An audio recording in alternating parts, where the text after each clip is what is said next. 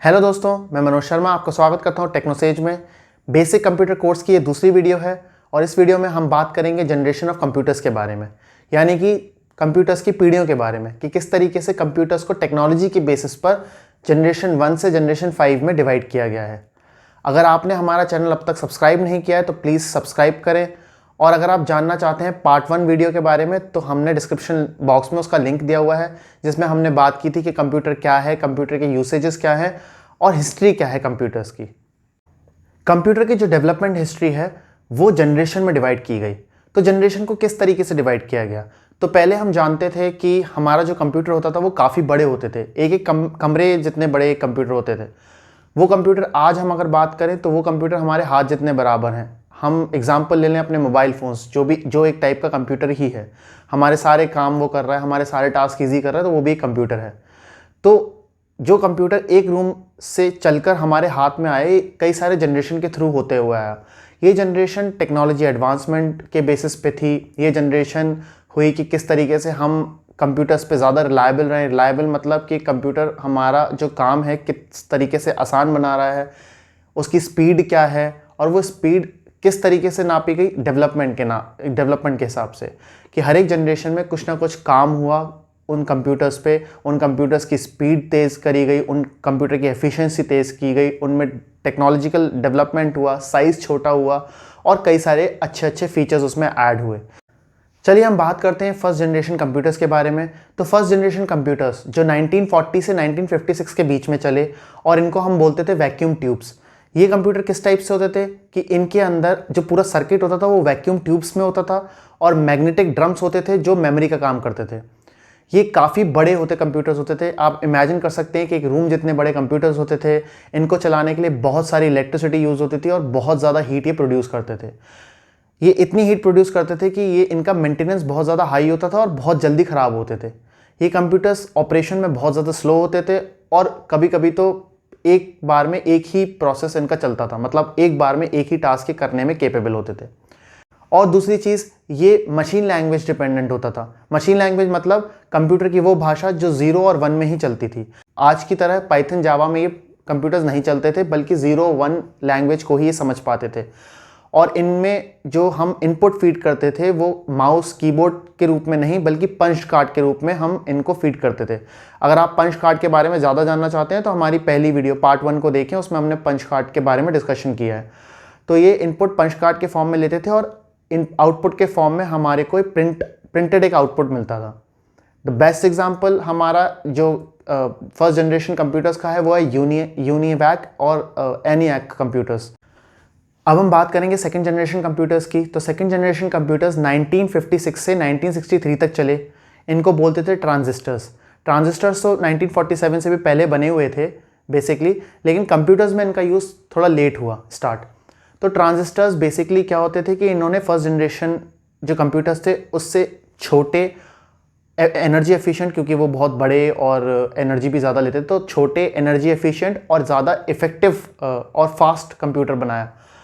तो ट्रांजिस्टर्स में बेसिकली होता क्या था, ये भी पंच कार्ड से अपना इनपुट लेते थे और आउटपुट प्रिंट फॉर्म में ही देते थे।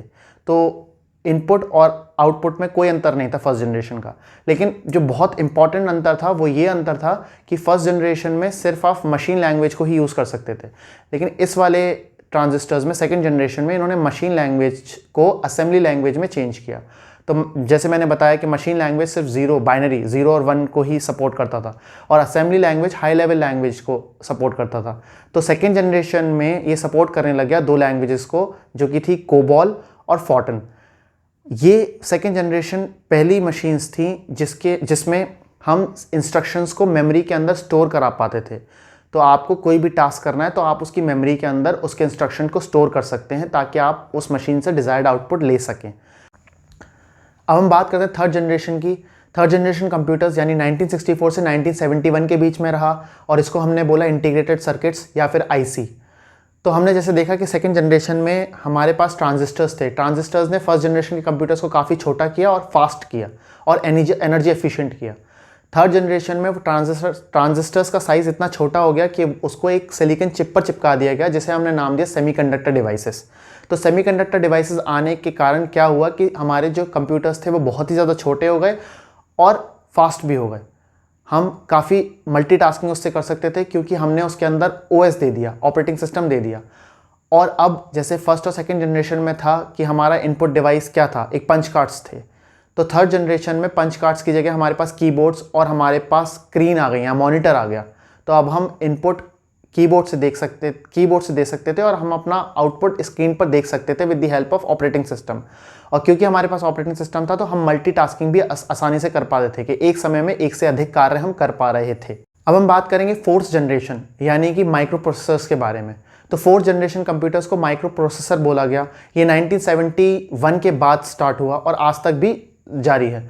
तो इसमें क्या हुआ कि हमने देखा कि थर्ड जनरेशन में आईसी था जो बहुत सारे ट्रांजिस्टर्स के साथ मिलकर बना था एक सिलिकॉन चिप पे, जिसको हमने नाम दिया सेमीकंडक्टर्स।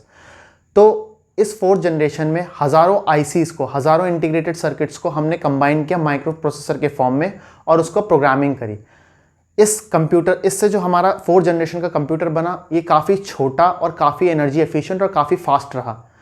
हम इस बात से लगा सकते हैं कि ये अब हमारे घरों तक पहुंच चुका था। जैसे कि 1981 में IBM ने अपना सबसे पहला कंप्यूटर लॉन्च किया जो कि होम पीसी था, जो पहला ऐसा कंप्यूटर था जो लोगों के घर तक पहुंचा था। फिर उसके बाद 1984 में एप्पल ने अपना मैकिनटॉश लॉन्च किया। ये भी एक होम एडिशन कंप्यूटर था। और यही फोर्थ जनरेशन में लोगों ने माउस पहली बार देखा।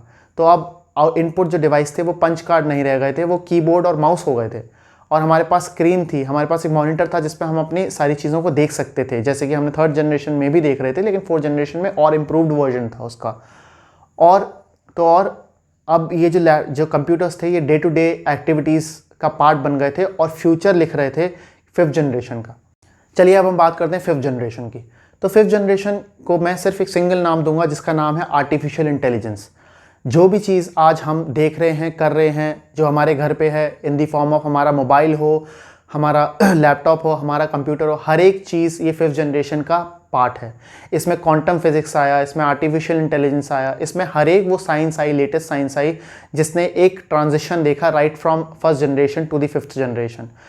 जैसे कि हम जानते हैं कि हमारा जो फोर्थ जनरेशन था वो बहुत ही इंपॉर्टेंट था क्योंकि उसके अंदर काफ़ी सारे सर्किट्स छोटे किए गए, हमें फास्ट सिस्टम्स मिले और कंप्यूटर्स घर घर तक पहुंच गए थे। अब कंप्यूटर हमारी लाइफ तक सिचुएटेड हो गए थे, हमारी डे टू डे एक्टिविटीज़ में हमारी अब कंप्यूटर्स पार्टिसिपेट करने लग गए। हम कुछ भी करें, कैसे भी रहें, कहीं पर भी कुछ भी करें, कंप्यूटर हमारी ज़िंदगी का बहुत इंपॉर्टेंट पार्ट बन चुका है अब फिफ्थ जनरेशन के।